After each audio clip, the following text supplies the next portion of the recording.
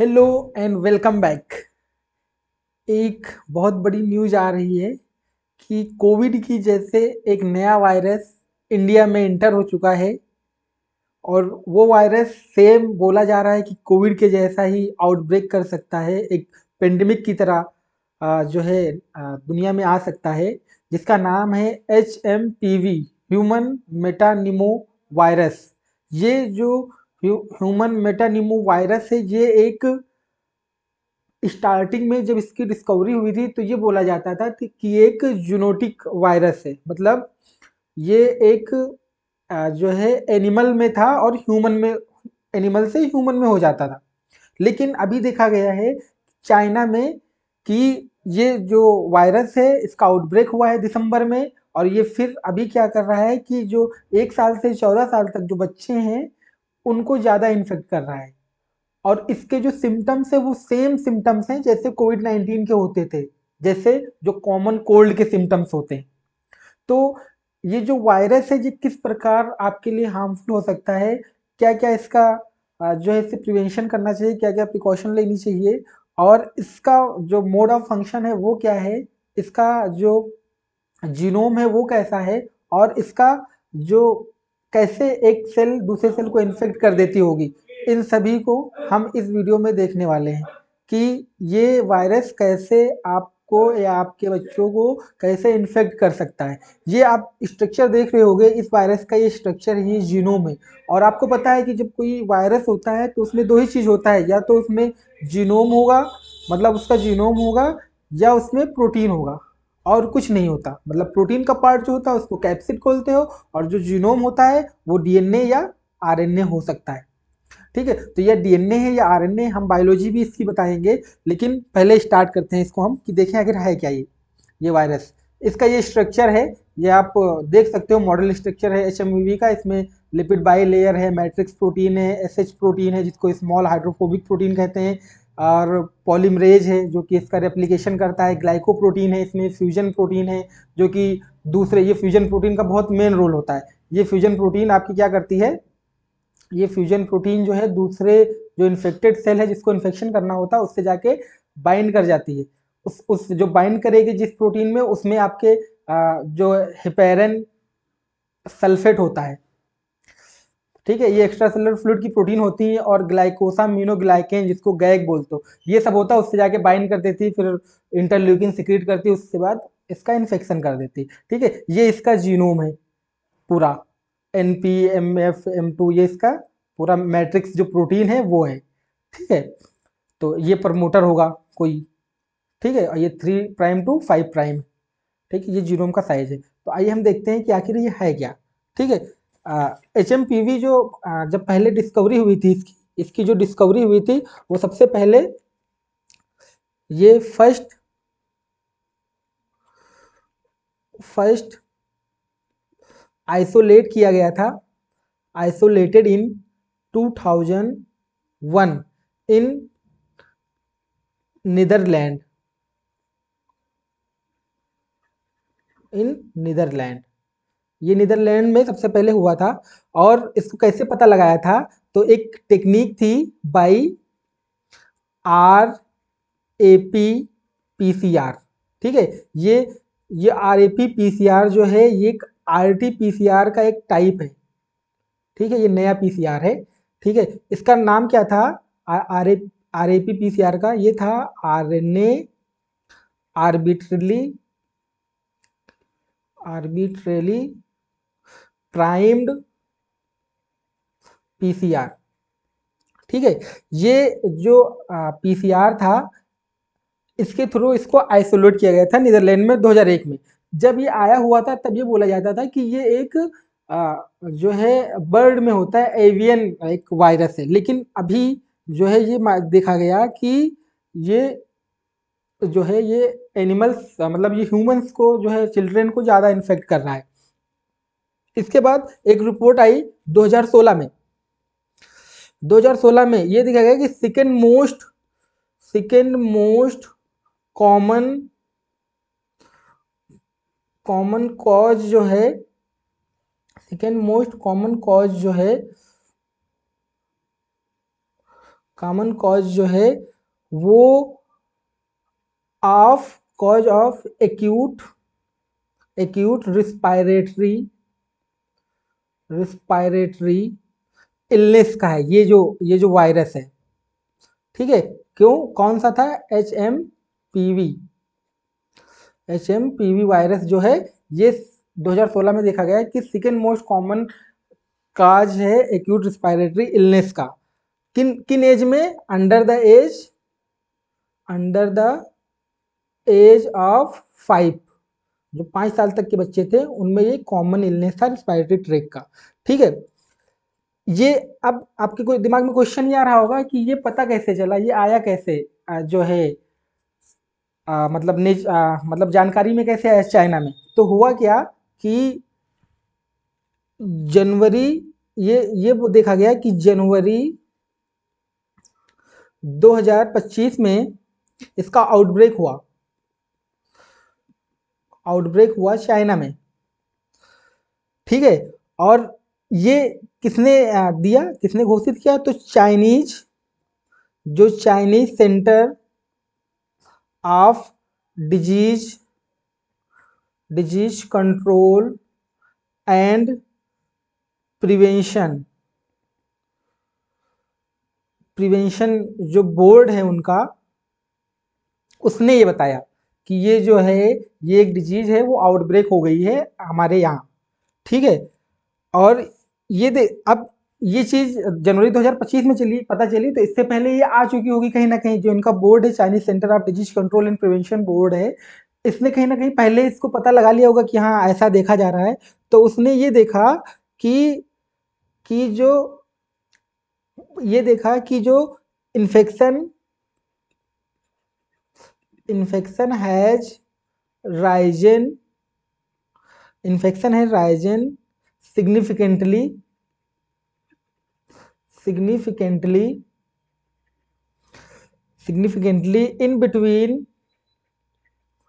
in between 22 to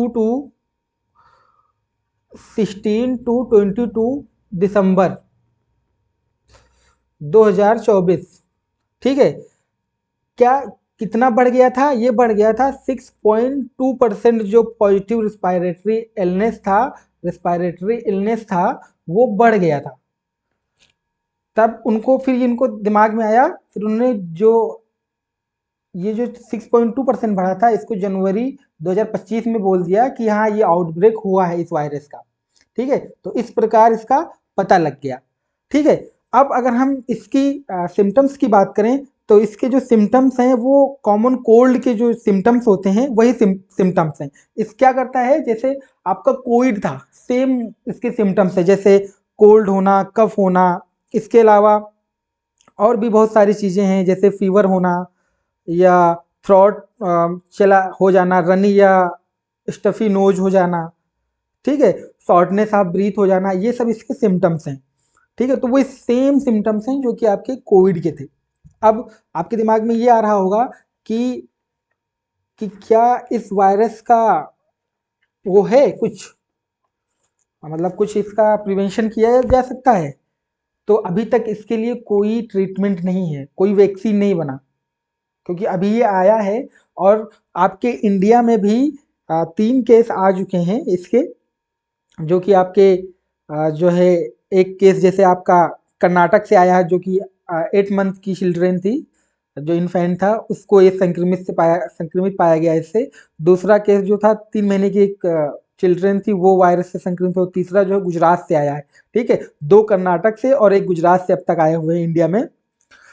अब इससे बचा कैसे जा सकता है, आप ऐसे ही बच सकते हो कि जब आप कहीं जा रहे हो बाहर, तो आप मास्क यूज करो, आप बहुत सारे प्रिकॉशंस लो। अब खांसते या छींकते टाइम पे अपने रुमाल अपने पास रख लो। अगर आप बीमार ज़्यादा हो तो बहुत ज़्यादा बाहर ना निकलो घर से। और अगर आप किसी को संक्रमण हो गया है तो ऐसे हवादार जो वेंटिलेशन जिसमें हो, जिन रूम्स में, वहाँ पे रहो। और खूब अच्छा जो हरी सब्जी या एंटीऑक्सीडेंट्स जो होते हैं, विटामिन सी है, ये सब का यूज ज़्यादा से ज़्यादा करो। क्या नहीं कर सकते हो, बहुत ज़्यादा चहल पहल की जगह पे आप ना जाओ। ठीक है, अब आपके दिमाग में ये आ रहा होगा कि क्या ये सिमिलर है कोविड-19 से? आपके दिमाग में ये क्वेश्चन आ रहा होगा, तो हम आपको बता देते हैं इसके बारे में। देखो, ये पहली बात हमने बताया आपको, एक चीज ये बताई कि ये वायरस है इसका, ठीक है, ये वायरस है। अब आपके दिमाग में ये आ रहा है, अब बायोलॉजी, जो बायोलॉजी के स्टूडेंट है उनके लिए भी सुन लो, क्योंकि वो देख रहे हैं वीडियो, काम का तो होना चाहिए, क्योंकि अब क्वेश्चन आ सकता है। तो जो HMPV वायरस है, ठीक है, HMPV वायरस है, ह्यूमन मेटानिमो वायरस जो है, ये एक निगेटिव सेंस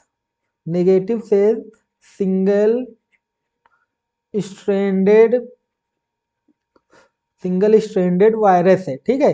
मतलब इसका जीनोम कैसा है, ये जो जीनोम है ये कैसा है, ये सिंगल स्ट्रैंडेड जो है, ठीक है। ये एक फैमिली में बिलोंग करता है, जिस फैमिली का नाम है न्यूमोविरिडी, ठीक है, न्यूमोविरिडी, ठीक है। अब करता है इन्फेक्ट किसको करता है, ये करता है अपर रिस्पायरेटरी ट्रैक को। आपके दिमाग में ये आ रहा होगा कि आखिर ये कैसे फंक्शन करता होगा, ठीक है। देखो, हमने बोला ये फ्यूजन प्रोटीन है, फ्यूजन प्रोटीन क्या करती है, कहीं ना कहीं इसी से ये सारा वो कराती है। देखो कैसे, ये आपका वायरस है, मान लो HMPV, मान लीजिए इसको इन्फेक्ट करना है, एक तो इन्फेक्ट करेगा तो क्या करेगा, अटैच हो जाएगा, attach to target cell, target cell से जब अटैच हो जाएगा तो क्या करेगा, टारगेट सेल से अटैच हो जाएगा तो क्या करेगा, कैसे अटैच होगा, वाया ग्लाइकोप्रोटीन। अब ग्लाइकोप्रोटीन कहाँ है, ये देखो ग्लाइकोप्रोटीन, ये जो लगी हुई है, ये सब ग्लाइकोप्रोटीन है आपकी, ये सब ग्लाइकोप्रोटीन है ये, ठीक है। अब ग्लाइकोप्रोटीन है, ठीक है, इसी से, क्योंकि ये बाहर निकला हुआ है तो इसी से अटैच कर लेगा, ठीक है, attach to target cell via glycoprotein. अब वो जो ग्लाइकोप्रोटीन दूसरे सेल से कैसे अटैच करेगी, कैसे, ये करेगी हिपेरिन सल्फेट प्लस ग्लाइकोसामिनोग्लाइकेन, गैग बोलते हैं, ये निगेटिव चार्ज की प्रोटीन होती हैं। ये जो ग्लाइकोसामिनोग्लाइकेन है, ये क्या करेगा, ये करेगा बाइंड कर जाएगा RGD मोटिफ से। अब ये बहुत ही अलग बात हो गई थोड़ी सी, RGD मोटिफ हो सकता बहुत लोगों के समझ में नहीं आएगा, जो आप नीट के स्टूडेंट होंगे उनके समझ में नहीं आएगा। मैं बता देता हूँ, जो RGD जो है यहाँ पे, ये अमाइनो एसिड है। R से आपका आर्जिनिन, G से ग्लाइसिन, और D से एस्पेराजीन, ठीक है, एस्पेराजीन। ये 3 अमाइनो एसिड होते हैं जिनको RGD मोटिफ कहते हैं।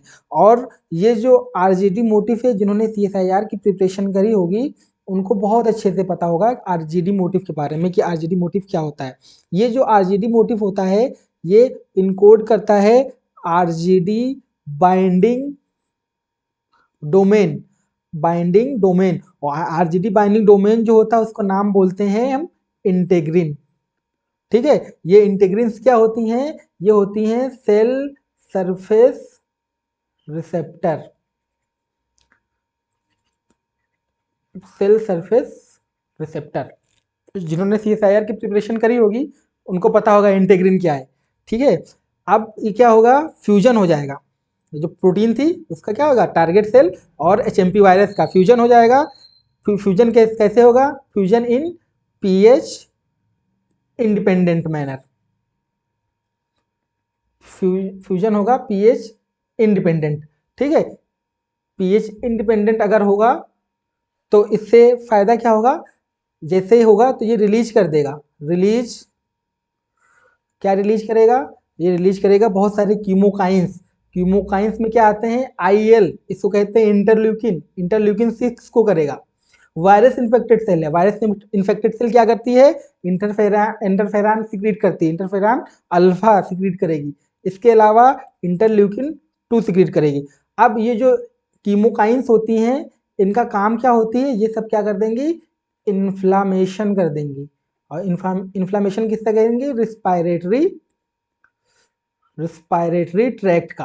ठीक है, और आप क्या हो जाओगे, आपको इलनेस आ जाएगी, इलनेस आ जाएगी। ठीक है, तो समझ में आ गया होगा कि ये जो आपका वायरस है HMPV ये फंक्शन कैसे करेगा। ठीक है, तो ये ऐसे फंक्शन करेगा। अब आपके दिमाग में ये आ रहा होगा कि हमने जैसे बताया कि अभी इसके लिए कोई वैक्सीन नहीं बनी है, तो आपके दिमाग में ये आ रहा होगा क्या ये सिमिलर है कोविड-19 के जैसे। जी हाँ, बिल्कुल सिमिलर है ये कोविड-19 के जैसे। कैसे, क्योंकि सभी एज में हो रहा है। ठीक है, उसके अलावा इसके और भी सारे जो सिम्टम्स हैं, जैसे आपको जब कोविड हो रहा था, जब पेंडेमिक आया हुआ था, जब दोनों वेव में, फर्स्ट और सेकेंड वेव जब आई थी 2020 और 2021 में, तो उसके क्या थे, कोल्ड, जो कॉमन कोल्ड होता है उसके जो सिम्टम्स होते हैं वही सारे सिम्टम्स थे। हम बता देते हैं आपको कि जो कोविड-19 था वो करता क्या था। जो कोविड-19 का जो वायरस था, ठीक है, जो वायरस था कोवी वायरस 19 जो था, ये करता क्या था, ये करता क्या कि ये भी रिस्पायरेटरी ट्रैक्ट को इन्फेक्ट करता था, ये जो जैसे कर रहा है। ठीक, इसीलिए सिमिलर है। करता क्या था कि आपके यहाँ आपके बॉडी में एल्वियोलर से एल्वियोलर सेल होती हैं, और ये एल्वियोलर सेल टू टाइप की होती हैं, टाइप 1 और टाइप 2। जो टाइप सेकंड की सेल होती थी ये क्या करती हैं, ये सरफेक्टेंट रिलीज करती हैं, सरफेक्टेंट रिलीज करती हैं। ये जो सरफेक्टेंट होता है ये एक टाइप का लिपिड होता था। ठीक है, जिसको DMAP नाम देते थे। ठीक है, ये सरफेक्टेंट को रिलीज करती थी। ये सरफेक्टेंट क्या करता था, आपका जो रिस्पायरेटरी ट्रैक है, ये सरफेक्टेंट क्या करता था, ये सरफेक्टेंट क्या करता था, जो आपका रिस्पायरेटरी ट्रैक जो था उसको क्या करता था, रिस्पायरेटरी ट्रैक है उसको ये सॉफ्ट रखता था एंड मॉइस्ट रखता था। ठीक है, अब जब किसी को कोविड का संक्रमण हो जाता था, इफ अगर किसी को कोविड का संक्रमण हो गया, ठीक है, अगर किसी को कोविड वायरस हो गया तो वो क्या करता था, जो कोविड वायरस होता था उसके पास होती थी स्पाइक प्रोटीन, स्पाइक प्रोटीन। अब ये जो स्पाइक प्रोटीन है ये बाइंड कर जाती थी टाइप सेकेंड एल्वियोलर सेल से, एल्वियोलर सेल से। जब ये टाइप सेकेंड एल्वियोलर सेल से बाइंड कर जाती थी तो क्या होता था कि जो ये सरफेक्टेंट रिलीज कर देती थी, तो क्या कहता था, डू नॉट रिलीज सरफेक्टेंट। ठीक है, डू नॉट सरफेक्टेंट। अब अगर सरफेक्टेंट रिलीज नहीं करेगी तो क्या होगा, जो रिस्पायरेटरी ट्रैक है मॉइस्ट नहीं होगा, तो जो एक्सचेंज कर रहा था आपका respiratory tract type second alveolar cell वो नहीं कर पाएंगे, नहीं कर पाएंगे तो क्या होगा, धीरे धीरे आपको सांस लेने में दिक्कत होने लगती थी, और सांस होने में दिक्कत होने लगती थी, फिर अचानक से, क्योंकि वायरस का इन्फेक्शन था, इतनी तेजी से होता था कि आपको एकदम से एक दिन में गिरा देता था, और इस प्रकार आपको कोविड हो जाता था, आपके सिम्टम्स आ जाते थे। आप आप मतलब सांस नहीं ले पा रहे हो, कफ हो गया, और बहुत सारी चीजें हो गई। ठीक है, तो ऐसे ये कोविड इन्फेक्शन करता था। अब आपको यहाँ पे मैंने जैसे बताया कि ये एक जो है पहले एक जूनोटिक डिजीज था, ये वायरस जो है पहले एक जूनोटिक डिजीज था, लेकिन अब ये कैसे एनिमल में कैसे हुआ। तो आपको पता है कि जो वायरस होते हैं वो बहुत जल्दी जल्दी म्यूटेशन करते हैं। जैसे आपने देखा होगा ना कि जो आपका कोविड वायरस था वो भी जल्दी जल्दी से म्यूटेशन कर लेता था, एक आता है, फिर 2 महीने के बाद पता चलता था नया उसका स्ट्रेन आ गया है, 2 महीने के बाद फिर पता चलता था कोई और नया स्ट्रेन आ गया है। तो ऐसे वो अपना स्ट्रेन बदलता जाता था। वो स्ट्रेन क्यों बदलता था, क्योंकि उसमें म्यूटेशन हो जाता था, क्योंकि जो वायरस होते हैं इनमें म्यूटेशन की ज्यादा टेंडेंसी होती है, क्योंकि जो जितने भी माइक्रो ऑर्गेनिज्म होंगे, जितने छोटे एनिमल्स होंगे, उनमें म्यूटेशन की, रिकॉम्बिनेशन की ज्यादा टेंडेंसी होगी। तो इसलिए इनमें कुछ होता नहीं, केवल प्रोटीन होता है और उनका जेनेटिक मटेरियल होता है। तो ये आसानी से क्या करते थे, कहीं भी कुछ हो ये म्यूटेशन, जैसे 1 महीना हुआ म्यूटेशन, 2 महीना हुआ म्यूटेशन, तो इसलिए इनको पकड़ पाना, वायरस को पकड़ पाना बहुत मुश्किल होता और इन पे काबू पा पाना, क्योंकि आपने एक वैक्सीन बनाई है जो एक टाइप के लिए होगी, वो एंटीडोट जो बनेगा, लेकिन ये दूसरी टाइप से आ गए। इस प्रकार क्या होता है, ये ब्रेक करते चले जाते हैं। ठीक है, उम्मीद करते हैं आपको ये जानकारी अच्छी लगी हो। अगर ये अच्छी लगी हो तो आप जो है इसको लाइक कीजिए, कमेंट कीजिएगा। अगर आप चैनल पहली बार आए हैं तो इसको सब्सक्राइब कर लीजिएगा, और हम आपको और भी इसके बारे में जानकारी देंगे। जो अगर आप बायोलॉजी के स्टूडेंट हैं तो आपके लिए ये बहुत इंपॉर्टेंट चीज़ है जो मैंने ये बताया है यहाँ। ठीक है, बाकी और चीज़ें भी इंपॉर्टेंट हैं, आपको प्रिकॉशंस लेने हैं, जैसे आप मास्क लगाते थे सारी चीज़ें वैसे लीजिए। तो ठीक है, इस वीडियो में हम इतना ही रखते हैं, मिलते हैं फिर नेक्स्ट वीडियो में हम, तब तक के लिए bye bye, thanks for watching.